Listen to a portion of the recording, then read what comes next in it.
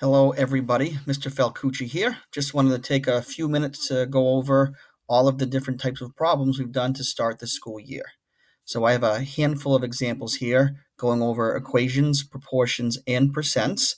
So I just wanted to walk you through these examples here just to kind of refresh everything that we've done this year and make sure we're ready to move on to our next topics. So on the first page here, we have some one-step equations. All right, so the key thing with one-step equations before we go into two-step or multi-step is that we need to use, our inverse properties. Okay, so on our first equation right here, we have addition. So we have x plus 7 equals 3.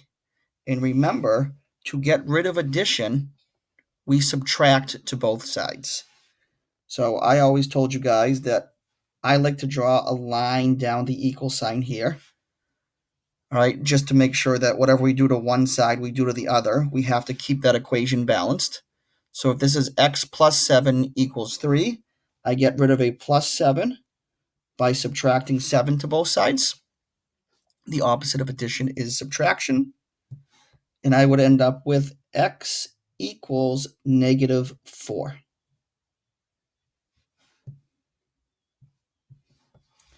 On number 2 here, instead of having addition as my operation, I now have subtraction as my operation. And again, if we draw that line down our equal sign right there, just to make sure that whatever we do to one side, we do to the other, keeping those equations balanced. The opposite of subtraction is addition. So I'm going to add 8 to both sides. We get rid of subtraction with addition. So now I would have x equals 6. Negative 2 plus 8 is 6. Okay, moving on to number 3 here. Again, keeping the theme with that line right there down the middle. So whatever we do to one side, we do to the other. Okay, properties of equality, keeping those equations balanced. 5x equals negative 30. Okay, 5x right here means 5 times x, so we have multiplication. Okay, and we get rid of multiplication with division. So division undoes multiplication. So we are going to divide both sides by 5. All right, a negative divided by a positive is a negative. So I would end up with x equals negative 6 for my answer. On number 4 right here, I have x over negative 7 equals negative 3. Okay, students love to get confused when they see equations set up as fractions like this here. So a fraction bar is the same thing as division. And we get rid of division with multiplication. So what I would do here is I would multiply both sides by negative 7. Okay, a negative times a negative is a positive. The negative 7s cancel out on the left side. So I would end up with x equals a positive 21. Okay, so our one-step equations laying the foundations for how we undo operations and use our properties of equality. If we move on here to two-step equations, okay, remember, before we can undo what's directly attached to the x, we have to get rid of everything else that's on the same side of the equal sign as the variable. So on number 5 right here, you can see I have 6x right there, with that 6 being attached to the x. But before I can do anything to get x by itself over there, I have this plus 11 right here, which I need to get rid of first. Okay, so again, I'm going to draw a line down my equal sign just to make sure whatever I do to one side of the equation, I do to the other, keeping that equation in balance. If I have 6x plus 11, that's addition right there. And we just said that we get rid of addition with subtraction. So whatever I do to one side, I'm going to do to the other side. So I'm going to subtract 11 to both sides. So I would have 6x equals negative 24. just a one-step equation right now. We already said that's multiplication, and we said that we get rid of multiplication with division. So I'm going to divide both sides by 6, and I would end up with x equals negative 4. If we move on to number 6 right here. Okay, again, I like to put that line down the middle of the equal sign right there just to make sure we keep that equation in balance. All right.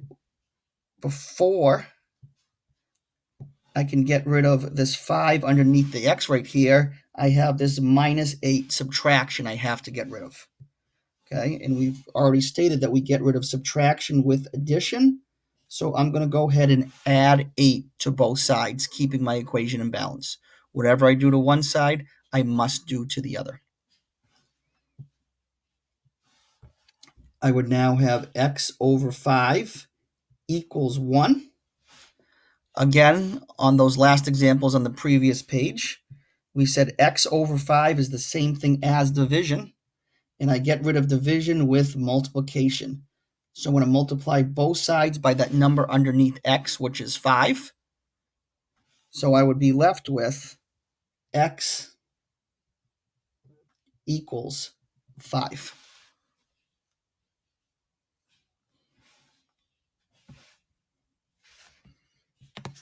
Moving on to some multi-step equations now. On number 7, remember, if we see parentheses, the first thing we always want to do is distribute. So I'm going to take this negative 4 right here, and I'm going to distribute that negative 4 to everything in the parentheses. Negative 4 times negative 6x, two negatives make a positive, would give me a positive 24x.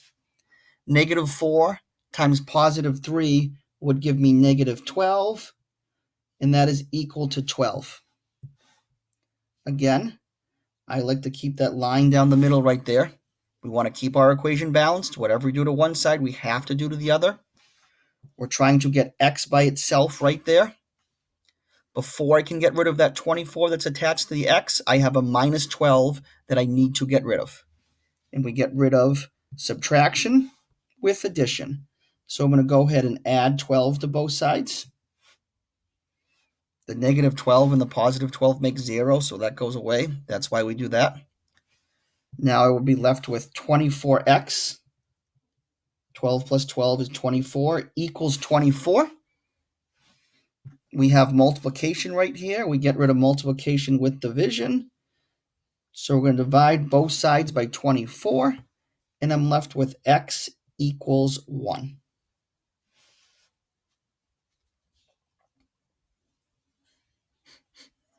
On number 8 right here, a little more complex than number 7.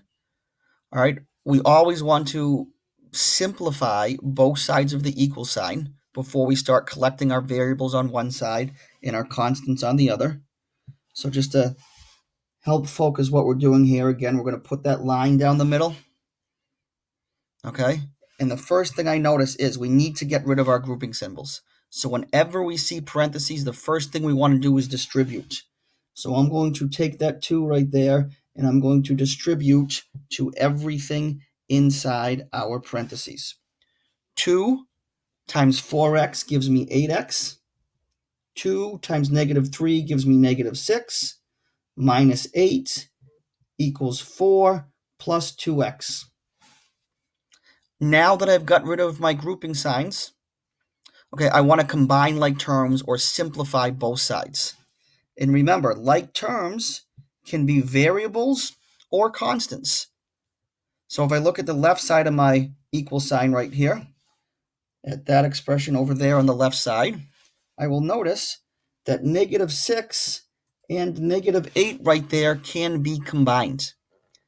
So negative 6 and negative 8 would give me a negative 14.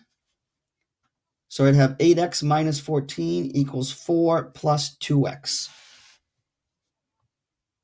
Now I'm going to collect all my variables on one side and my constants on the other. It doesn't matter what you move to what side. I personally like to move my variables to the left side, but again, it's entirely up to you.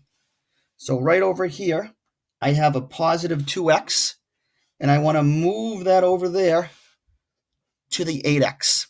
Okay, but I have this line in the way, this equal sign in the way, so I can't combine like terms across my line or my equal sign. But if I use my inverse operations and my properties of equality, I can take my positive 2x here, and I can subtract 2x to both sides. So the 2x's on the right side here will cancel out. And on the left side, 8x and negative 2x gives me a positive 6x minus 14 equals 4. And now I just have a two-step equation. I get rid of subtraction with addition. So I'd add 14 to both sides. 6x equals 18. That's multiplication. We get rid of multiplication with division. So we're going to divide both sides by 6. And I'm left with x equals 3.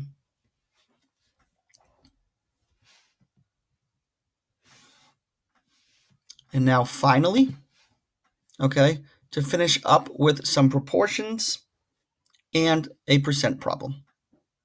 So for our proportion right here, okay, very similar to solving an equation, but remember the first thing we have to do with the proportion is cross multiply, and we multiply diagonally across our equal sign.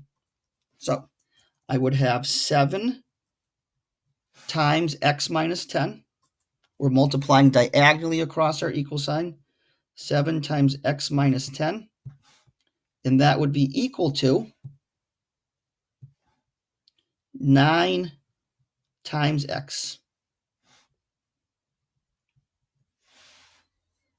Now, like I've done before, if I see parentheses, I want to distribute. So I'm going to distribute that 7 in right there.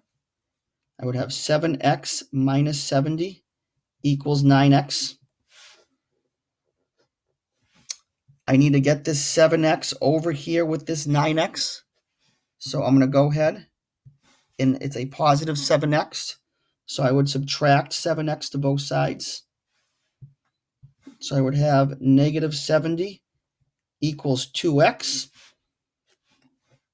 Divide both sides by 2 to get rid of that 2 in front right there. And I'll be left with negative 35 equals x.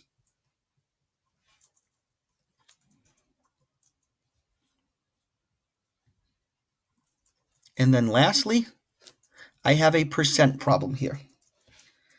So as I've told you guys in class, okay, I like to use the ratio here to solve percent problems. So I always set up my proportion, my ratios here, my proportion. So I need to set up the first ratio right there. And then my second ratio is always going to be my percent ratio. So it's always going to be something over 100. So here, if I look at this right here, you'll notice it says $73 is what percent of $125. So if I notice right here, I am missing the percentage, okay, which means I'm going to put P over 100, okay? That is what I'm missing. That is my variable right there. And then we also talked about how the word is represents our part, which goes on top of our fraction. So 73 is, I'm going to put 73 on top of my fraction. And we talked about how the word of represents our whole, which goes on the bottom of the fraction. So I'm going to put 125 on the bottom. From there, okay, like I would, or like I did in number 9, we have a proportion. We're going to cross multiply. So I would have 125 times P, which is 125P. 73 times 100 is going to give me 7,300 or 7,300. From there, Okay, I'm going to divide both sides by 125. So I would do 7,300 divided by 125. Okay, and I would end up with P equals 58.4. Now remember here, okay, we are finding a percentage, so our answer has to be written as a percentage. So P would be 58.4%.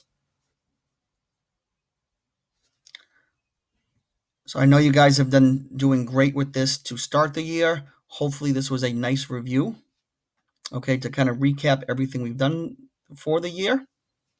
And you have some questions coming up that you'll have to answer to finish this Ed puzzle.